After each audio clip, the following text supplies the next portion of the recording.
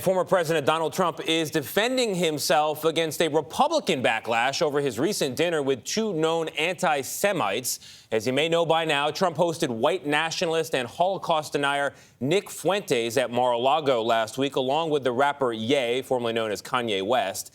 And then yesterday, House Minority Leader Kevin McCarthy and Senate Minority Leader Mitch McConnell publicly condemned the meeting. I don't think anybody should be spending any time with Nick Fuentes. He has no place in this Republican Party. There is no room in the Republican Party for anti-Semitism or white supremacy. And anyone meeting with people advocating that point of view, in my judgment, are highly unlikely to ever be elected President of the United States. CBS News chief political analyst John Dickerson is here. John, exactly the person to talk to on a morning like this. Mitch McConnell did not say Donald Trump's name, which is noteworthy. What else stands out to you in what might have been a familiar kind of episode from the realm of Donald Trump in the last 5 years? Well, that's what stands out, is how familiar it is, that even when you come up against anti-Semitism, there is this collective silence at first about taking him on, either because Republicans are afraid of taking on Donald Trump, because he has littered the roadside with Republicans who've tried to take him on moral issues, and he's won. There are no moral slam dunks with Donald Trump and his party, in part because of his supporters who defend him, and because we're in a time where Republicans, the worst sin is giving aid and comfort to the other party. So if by criticizing Donald Trump on no matter what the issue, it looks like you're giving aid and comfort to Democrats or the media, then they rally around him. So, and there's no one Republican whose responsibility it is to uphold these standards.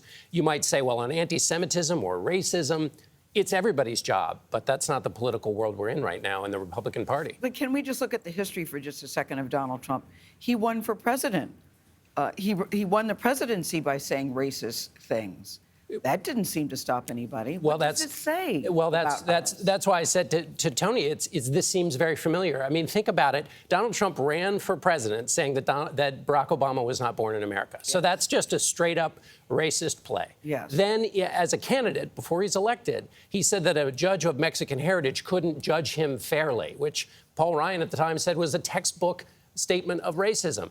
Then Mitch McConnell said that Donald Trump was ambivalent about the KKK and David Duke and that was reprehensible. All of those things were said, and he was still elected.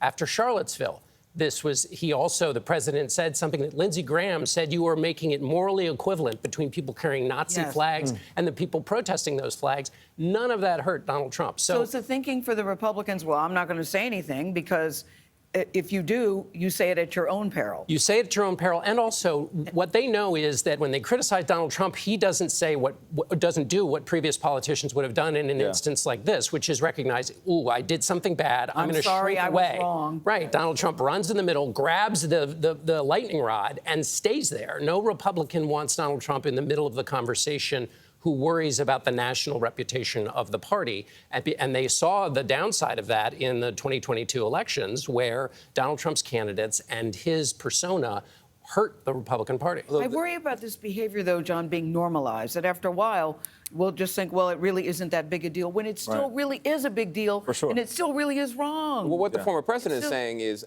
oh, I didn't know, which is another familiar kind of talking point when he has been accused of playing footsie with white nationalists before. This is Thanksgiving dinner with a white nationalist, but now he says, I didn't know the guy. This isn't a full-throated condemnation of anti-Semitism. No. I mean, well, so or racism. It's hard for Donald Trump to say he's the smartest person in the world and he doesn't know. So that's the start. The second thing is, Donald Trump has a quick trigger finger when it comes to criticizing people or speaking out about outrages. I mean, think about how many times he tweeted about NFL players taking a knee. Something like 30 times, right? Yeah. I mean, he's on it like that. But when it comes to racism and anti-Semitism, he starts mumbling, he's hard to reach, he doesn't know. When it came to Charlottesville, he never condemned, on Twitter, he issued 6 tweets about it, never condemned white supremacy, never condemned the Nazis or anything. So for a person who is an expert at calling out people and at showing outrage, he seems to have very little of it for any of these things that are the most outrageous. What does this mean? I mean, we keep playing this record over and over again. What does it mean? Especially for his presidential What, if anything, should be done? Potential presidential Right. Exactly. Well, 2024. We'll see what it means for his run. When you talk about normalizing things, Gayle, when the Republican Party, we just saw the head of the Oath Keepers get convicted, right? That's something that the Republican Party, January 6th, they said was legitimate political discourse. When it comes to Donald Trump, there has been this thing where he crosses a line and then his supporters basically just lower the line or change the line.